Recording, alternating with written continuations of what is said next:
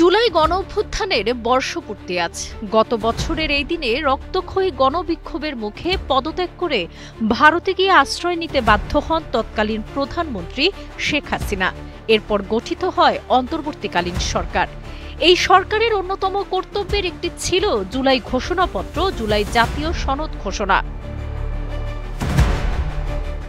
অন্তর্বর্তী সরকারের প্রধান উপদেষ্টা অধ্যাপক ডক্টর মোহাম্মদ ইউনুস আজ মঙ্গলবার বিকেল ৫টায় জাতীয় সংসদের দক্ষিণ প্লাজায় ঐতিহাসিক জুলাই ঘোষণাপত্র পাঠ করবেন।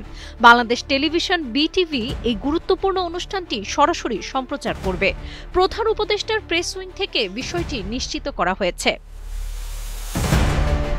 জুলাই ঘোষণাপত্র হল ২০২৪ সালের জুলাই মাসের ঐতিহাসিক গণঅভ্যুত্থানের একটি গুরুত্বপূর্ণ দলিল। অন্তর্বর্তী সরকার বিএনপি সহ অন্যান্য রাজনৈতিক দলের মতামত নিয়ে এটি চূড়ান্ত করেছে।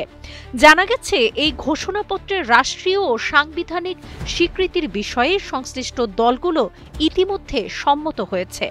জাতীয় নাগরিক পার্টি এনসিপির নেতারা দীর্ঘদিন ধরে এই ঘোষণাপত্রের জন্য দাবি জানিয়ে আসছিলেন এবং এ নিয়ে বিভিন্ন কর্মসূচিও পালন করেছেন।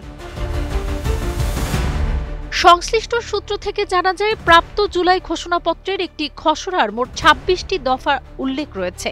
এর মধ্যে প্রথম ২১টি দফায় সংক্ষেপে মহান মুক্তিযুদ্ধ সহ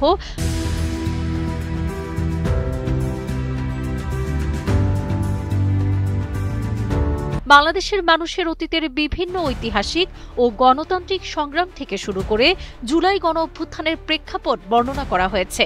এটি দেশের গণতান্ত্রিক যাত্রায় একটি নতুন মাইলফলক হিসেবে বিবেচিত হচ্ছে।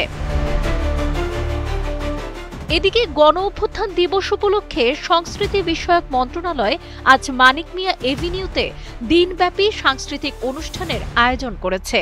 ৩৬ জুলাই উদযাপন শীর্ষক এই অনুষ্ঠান বেলা ১১টা থেকে শুরু করে বিভিন্ন শিল্পগোষ্ঠী গান পরিবেশন করবে। দুপুর ২টা ২৫ থেকে উদযাপন করা হবে ফ্যাসিস্টের পলায়নের ক্ষণ, যা জুলাই গণঅভ্যুত্থানের একটি প্রতীকী মুহূর্ত। এরপর বিভিন্ন ব্যান্ডের কনসার্টের আয়োজন রয়েছে।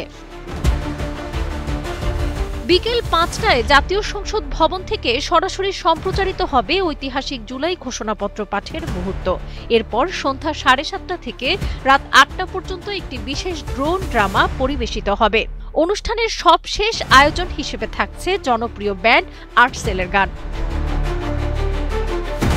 অনুষ্ঠান ঘিরে মানিক মিয়া এভিনিউ সহ জাতীয় সংসদ ভবন এলাকা দিয়ে চলাচলকারী গণপরিবহনকে বিকল্প সড়ক ব্যবহারে অনুরোধ জানিয়েছে ঢাকা মেট্রোপলিটন পুলিশ। নাগরিকদের সুবিধার্থে ট্রাফিক ব্যবস্থাপনায় এই পরিবর্তন আনা হয়েছে। সাবরিনা কাজী, কালের কণ্ঠ।